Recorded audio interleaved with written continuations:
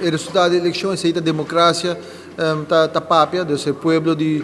Holanda sale para sostener e democraticamente escolher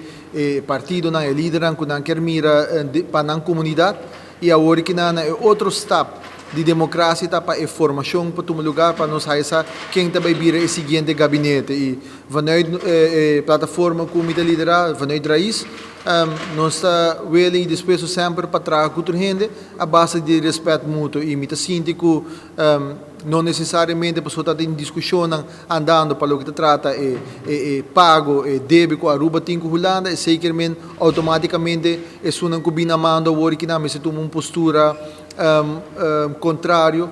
me te quer para a relação de reino. Nós sempre te queda disposto para trabalhar e melhorar a relação de reino e mais que outra coisa, é me se dá basar riba respeito mútuo e essa é o que nós está boga pé e me te seguro que o cambio de gabinete ou se vi um gabinete novo ou na vez que tem uma coalição nova, nós lo sabe comunicar isso aqui também e dialogar para que onda por ter melhoração da relação de reino e atender com isso aqui. Persona que basta crítico de Islândia, entre outros, cita P, Islândia está autônomo para arriba na minha pia. Com